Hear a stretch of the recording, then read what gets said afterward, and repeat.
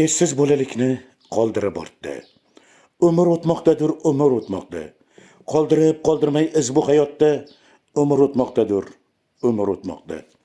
Sahar turg'aylardan barvaqt uyg'onib, chamanlar yaratish ishqida yonib, gohida quvonib, gohida yonib, umr o'tmoqdadir, umr o'tmoqda.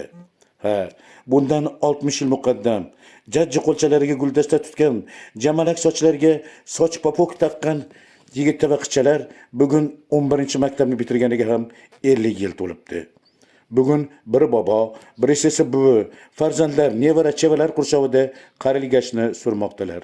Kuni kecha tumandagi muhtasham Abdulhay to'yxonasida ushbu sodiq o'quvchilarning 50 yillik bitiruv kechasi bo'lib o'tdi. Kecha avvalida o'tganlar xotirasiga xatmi Qur'on o'qitildi. Mana bugun ko'rib turganlaringdek, Xudoga ming qatla shukr, mana shu maktabga borganimizga bir 60 yil bo'ldi.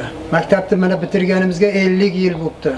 Shu munosabat bilan mana barchalaringni tabriklayman. Mana ko'rib turganingizdek, umr oqar suvda ekan. Shu umr o'tganini payqamay qoldik. Mana 60 yil qancha shuncha vaqtdan o'tib ketibdi, bilmay qolibmiz. Mana bu orada Xudo rahmat qilsin, o'qituvchilarimiz bor edilar. Shu yarmidan ko'plari o'tib ketishdi. Xudo rahmatiga olgan bo'lsin. Mana o'rtoqlarimizdan ham ajralib qolgan joyimiz ham bo'ldi. Mana bir neshalari olamdan o'tishdi. Xudo rahmat qilsin ularga. Mana sizlarga yana umrlaring uzoq bo'lsin. Mana kelgusida 60 yil, 70 yil, yana 80 yil nimalarni ham Ilohim Xudo nasib qilsin. Shunga ham qatnashib, shu birgalikda hammamiz bola chaqa nevaralarimiz bilan ham shetda bo'lishimizni tarafdoriman. Rahmat sizlarga. Shuningdek, maktabning faxriy ustozlari ishtirok etdilar. Biz maktabni 1-sinfiga 1965-yil qo'llarimizda qizaloqlar, jajji yigitchalar, qo'llarimizda guldastalar bilan maktabga kirib kelganmiz. Yoshliklarimiz esimizga keladi. Yoshlikka qaytgandek bo'lamiz. Hammasiga nevara chevaralari bor. Hammani shunaqa kunlarga yetkazsin. Ilohim Parvardigor 60 yillik, 70 yillik, 80 yilliklarni ham hammamiz birgalikda kutish nasibini o'zi aylasin. O'tganlarimizni Xudo rahmat qilsin. O'qituvchilarimizni, yonimizdagi do'st yorlarimizni, o'rtoqlarimizni Alloh rahmat qilgan bo'lsin. Hammalaringda shunaqa yaxshi kunlarda bir-birimizga oqibatli bo'lib yashab yuraylik. Kecha davomida so'zga chiqqan ustozlar, sobiq bitiruvchilar esda qolarli voqealarni aytib, ichak-uzda hangomalarni esga oldilar. Assalomu alaykum. Mana shu tadbir ishtirokchilari, hurmatli sinfdoshlar. Mana bugungi kunga Allohga hamd va sano, Allohga shukrona, shu kunlarga yetkazganiga.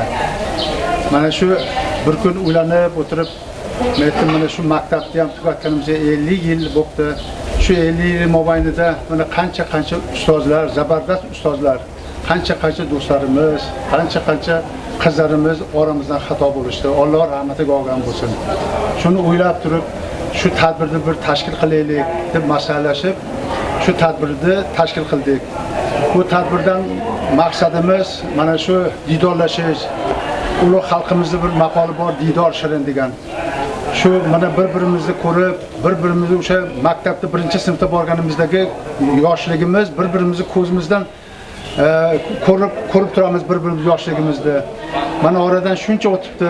Mana 60 yil maktab bo'lsa, 50 yil bitirganimiz bo'lsa, shu hozir ham shu yigit qizlarimiz o'sha bizning nazarimizdagi o'sha 1-sinfdagi qiyofada yurishibdi. Allohga shukr. Mana bu bir rus shoirini bir romani bor. Po'lat qanday toblanadi degan romani bor. Shunda Pavel Karchagin degan bosh qahramon bo'ladi. Bu qahramon shunday aytadiki, ortingga qara. Ortingga qarasang, o'tmishing esingga keladi. Shu 50 yil mobaynida ortimizga qarasak, juda ko'pchilik ustozlarimiz, ko'pchilik do'stlarimiz xato bo'ldi. Shularda mana bugungi tadbirda yana duo qilamiz haqlariga, Qur'on tilovat qilamiz, Alloh joylarini jannatdan qilsin shularga. Mana bu qolgan barcha sinfdoshlarga, do'stlar, qizlarimizga Allohim uzoq umr bersin.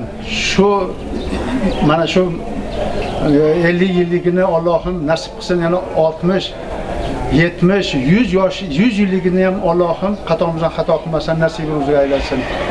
Ana shu tadbir ishchilaringga, doim ishlariga omad, ahli oilasiga uzoq umr, tani jonlarini sog' qilsin.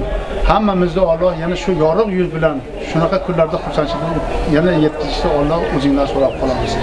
Rahmat. Tadbir davomida Xushovoz xonanda Tursun Latipovning dil tortar qo'shiqlari davraga fayz ulashdi.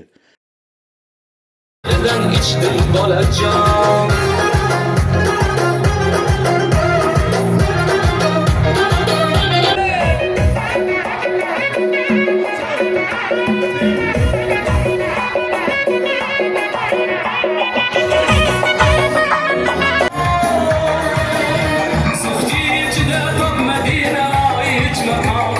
Tadbir kechga qadar davom etdi.